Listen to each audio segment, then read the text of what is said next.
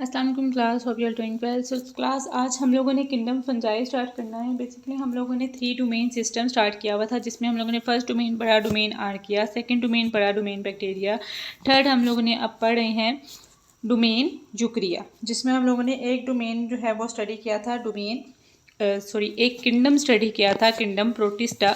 आज हम लोगों ने उसका दूसरा किंगडम जो है वो स्टडी करना है, जो कि क्या है, किंगडम फंजाई। ठीक है। अब किंगडम फंजाई में हमारे पास सारे जितने भी फंजाई ऑर्गेनिजम्स हैं वो इंक्लूड होते हैं। अब इसमें हमारे पास जो ऑर्गेनिजम्स होते हैं they are unicellular and simple multicellular. Unicellular सिर्फ एक ही हमारे पास ऐसा फंजाई होता है बच्चों जो कि यूनिसेलुलर होता है, बाकी सारे most of the fungi they are multicellular organisms. ठीक है। मल्टी सेलुलर का क्या मतलब है, इनकी बॉडी एक से ज़्यादा सेल पे मुश्तमिल है। और सिंपल मल्टी सेलुलर का क्या मतलब है कि इनकी बॉडी के अंदर सेक्स ऑर्गन्स एब्सेंट होते हैं। ठीक है। अच्छा बच्चों, हमारे पास फिर इनकी जो सेल वॉल होती है, सेल वॉल इनकी बनी होती है काइटिन की। ठीक है। जितने भी यूकैरियोट्स हैं वो हमारे पास किंगडम फंजाई के अंदर इंक्लूड होते हैं। क्लियर। अब हमारे पास जो किंगडम फंजाई है बच्चों,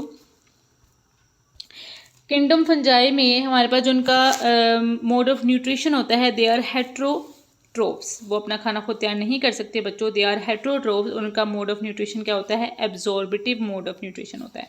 इनका मोड ऑफ न्यूट्रिशन क्या होता है, एब्जॉर्बिटिव। वो अपना खाना एब्जॉर्ब करते हैं। ठीक है। अब वो अपना खाना एब्जॉर्ब कैसे करते हैं ये देखते हैं। तो बच्चों, हमारे पास जो फंजाई होते हैं they live on the dead organic matter. वो कहाँ पे रहते होते हैं बच्चों, डेड ऑर्गेनिक मैटर के ऊपर रहते हैं। ठीक है। तो डेड ऑर्गेनिक मैटर के ऊपर जब वो रहते हैं, तो जिस तरह हमारी बॉडी के अंदर खाने को जो है वो डाइजेस्ट करने के लिए इंजाइम्स रिलीज होते हैं, सेम इसी तरह फंजाई क्या करते हैं, जब वो डेड ऑर्गेनिक मैटर के ऊपर रहते हैं, तो जिस डेड ऑर्गेनिक मैटर के ऊपर रहते हैं तो उनकी सेल से, फंजाई की बॉडी के सेल से कुछ इंजाइम्स निकलते हैं। वो इंजाइम्स क्या करते हैं, उन ऑर्गेनिक मैटर को डिके करते हैं, उनकी डिग्रेडेशन स्टार्ट कर देते हैं। ठीक है। डिकेइंग स्टार्ट कर देते हैं। डिकेइंग का मतलब होता है जैसे वो गल सड़ जाते हैं। ठीक है। तो जब डेड ऑर्गेनिक मैटर की डिग्रेडेशन होती है तो उनके अंदर से न्यूट्रिएंट्स जो हैं वो निकलना शुरू हो जाते हैं। तो उनके अंदर से जो न्यूट्रिएंट्स निकलते हैं, फंजाई उनको एब्जॉर्ब कर लेते हैं और अपना खाना, अपनी जो रिक्वायरमेंट्स होती है उनको वो कंप्लीट कर लेते हैं। ठीक है। आप समझ आए कि कैसे उनका जो है मोड ऑफ न्यूट्रिशन एब्जॉर्बिटिव होता है। अच्छा बच्चों, उसके बाद हमारे पास एग्जांपल्स आती हैं फंजाई की। तो जो फंजाई होते हैं दे आर मल्टी सेलुलर, जिसमें हमारे पास एग्जांपल आती है मशरूम्स की, रस्ट की, स्मट की, मोल्ड्स की। ये हमारे पास जितनी भी गली सड़ी चीज़ें जिनके ऊपर जो है काई वगैरह जम जाती है, उसको हम लोग कहते हैं फंजाई। ठीक है।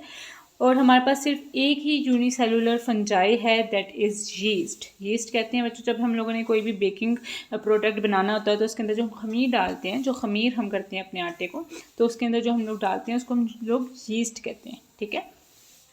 वो हमारे पास क्या है, it is a type of fungi and it is a unicellular fungi. ठीक है। आपको एमसीक्यूज आ सकता है कि what is the unicellular fungi, तो हमारे पास सिर्फ एक ही है unicellular fungi, that is yeast. ठीक है।